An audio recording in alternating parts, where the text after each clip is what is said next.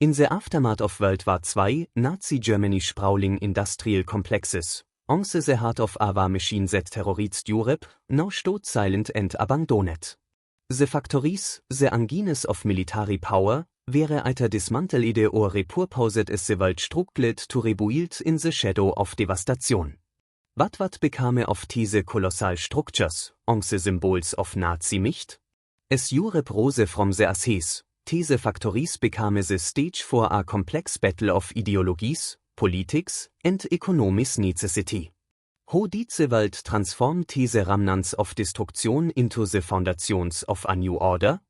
In the days following the end of World War II, the collapse of Nazi Germany left behind a vast industrial infrastructure. This infrastructure, once devoted to the relentless production of arms and machinery for war, now stood largely idle. Colossal factories, sprawling production lines, and massive military installations that had been the backbone of Hitler's ambitions. But the war was over, and Germany had surrendered. The question was no longer how to keep the war machine running. It was what to do with the remnants of that machine. The scale of these production facilities was overwhelming. At the height of the war, Nazi Germany had established a web of military production hubs across the Reich. In cities like Berlin, Essen, and Hamburg, entire districts were devoted to the manufacture of tanks, planes, and ammunition. These plants were some of the most advanced in the world, driven by slave labor and vast resources funneled into the Nazi war effort. However, with the cessation of hostilities, the economic and material landscape of Europe had been shattered. Across the continent, Allied forces now faced the problem of what to do with this industrial might. Germany's factories, while highly efficient during the war, were now a burden. They had to be dismantled, repurposed, or destroyed. The Allies knew that allowing such an industrial base to remain intact could one day fuel another rise of militarism in Germany. Yet, at the same time, the world was struggling with its own economic recovery. This led to a complex web of decisions, policies, and negotiations. In the immediate aftermath of the war, Germany was divided into 4 occupation zones. The United States, the Soviet Union, Britain, and France each took responsibility for one section of the country. The Allies had conflicting goals. The United States sought to rebuild the German economy to avoid creating another economic collapse, while the Soviet Union, driven by ideological motives, wanted to dismantle Germany's industrial capacity entirely to prevent future conflict. The scale of destruction was staggering. By the time the war ended, Allied bombings had already rendered much of Germany's infrastructure unusable. Factories, power plants, and transportation networks had been targeted in an effort to cripple the German war effort. Yet, despite this, many of the military production facilities remained intact, even if their functionality was crippled. Some factories were still standing, while others required extensive repairs. The United States, under the guidance of the Marshall Plan, was initially focused on rebuilding the German economy to stabilize the region and prevent the spread of communism. This included reviving certain sectors of industry, but military production was off-limits.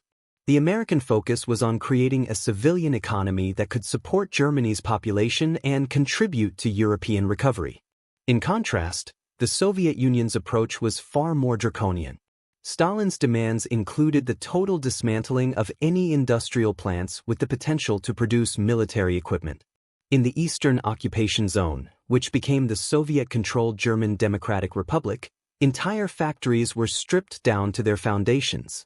Equipment, raw materials, and machinery were carted off to the Soviet Union as reparations. Meanwhile, the British and French took a more moderate approach. They sought to strike a balance between rebuilding the industrial base to serve civilian needs and eliminating any remnants of Nazi militarism. In some regions, this meant converting arms factories into civilian production sites, such as automobile or textile manufacturing. However, the sheer scale of these facilities made such conversions difficult and costly. As the years passed, Germany's industrial landscape began to change. Many factories that had once produced tanks, aircraft, and weapons were abandoned or repurposed for civilian uses. Some plants, like those in the Ruhr Valley, continued to function but at a fraction of their former capacity. Others were completely wiped from the map, their ruins serving as a stark reminder of the war that had consumed Europe. But not all production sites met the same fate.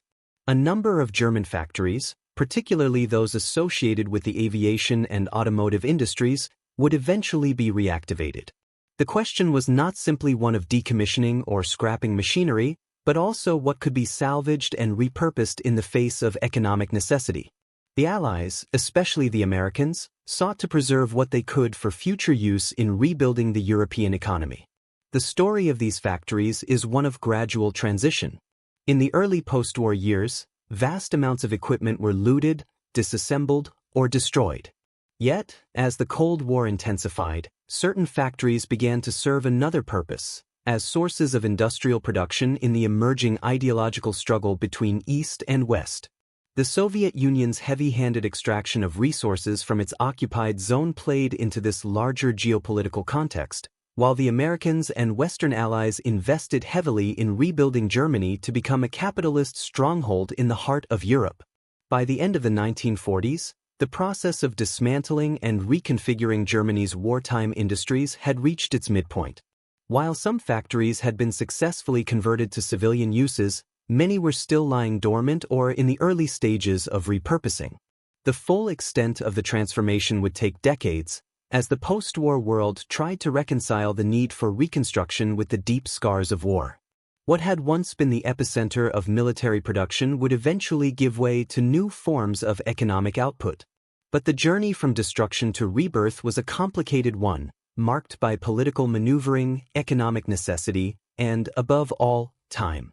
The fate of these military production facilities, however, was not yet fully determined. The next chapter in their history was about to unfold, shaped by the long shadow of the Cold War.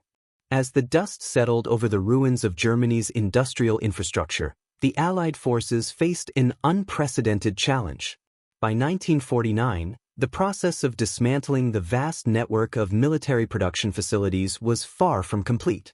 The immediate post-war years had been defined by intense negotiations, political maneuvering, and the difficult task of balancing the rebuilding of a shattered Europe with the strict necessity of preventing any future military aggression from Germany.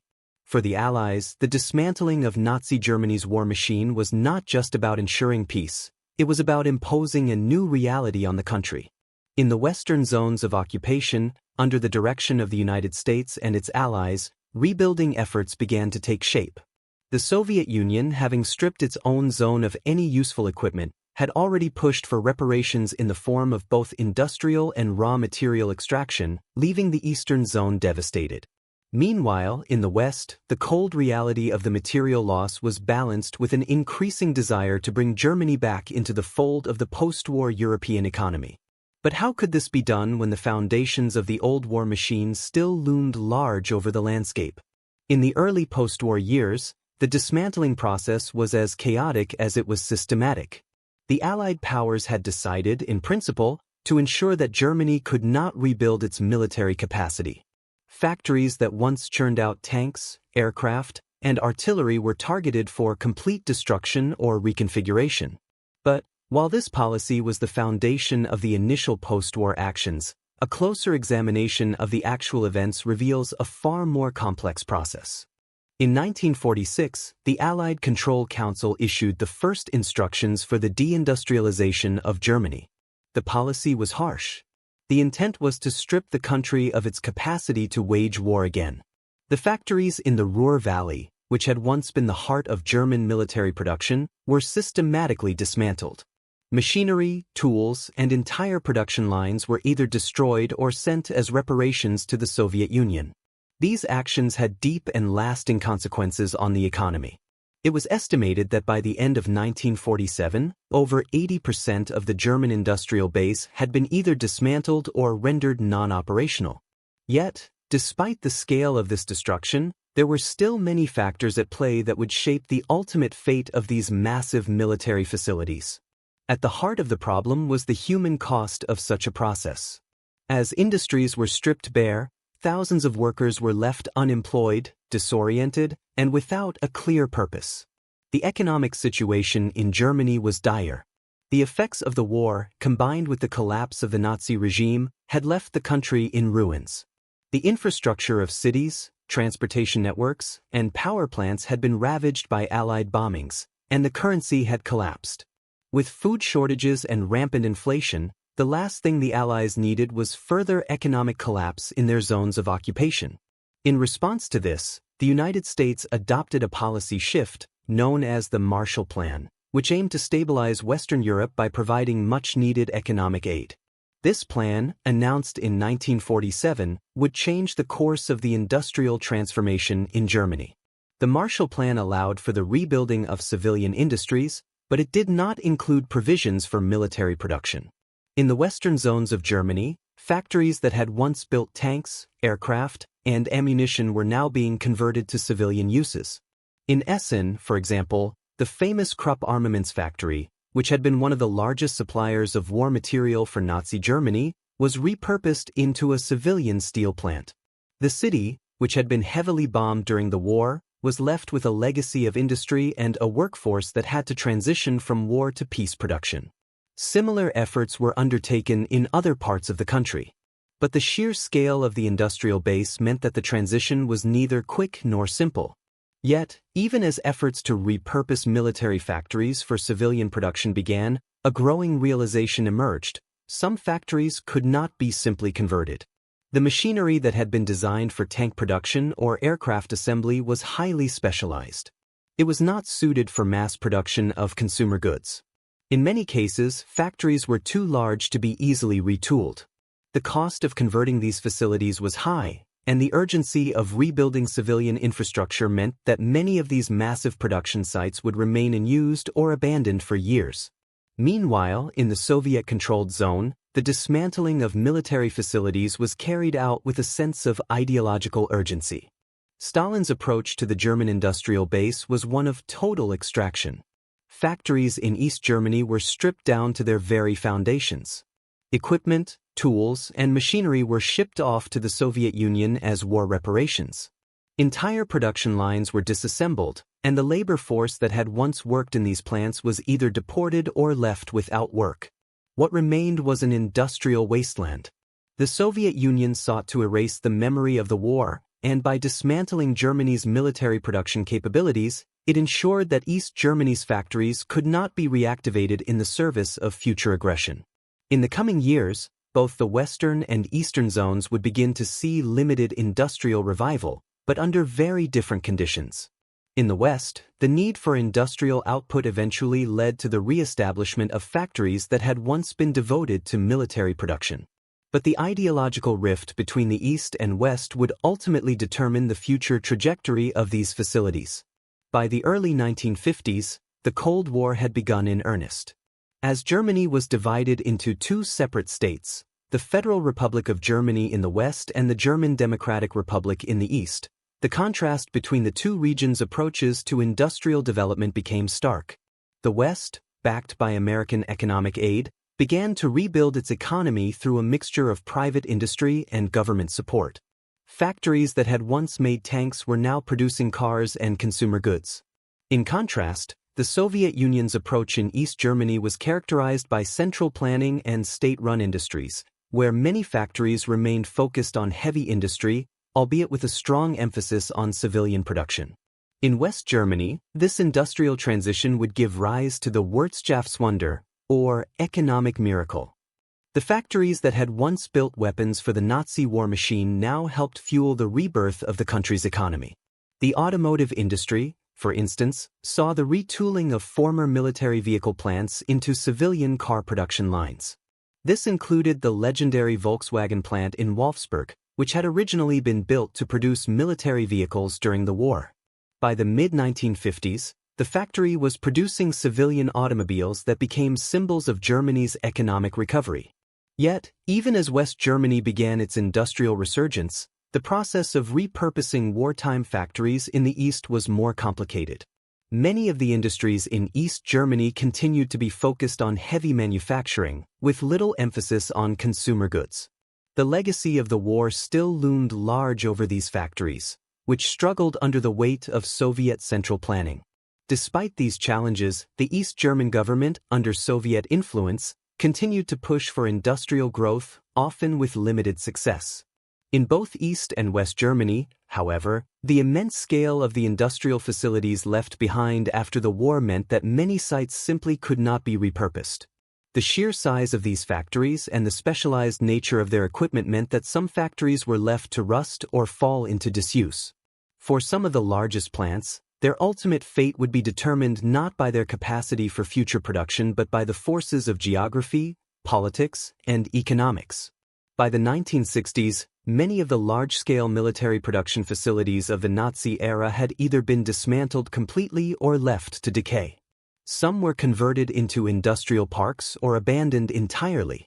The industrial remnants of the war slowly faded from the landscape, leaving behind only the scars of a war that had ravaged Europe and reshaped the global order.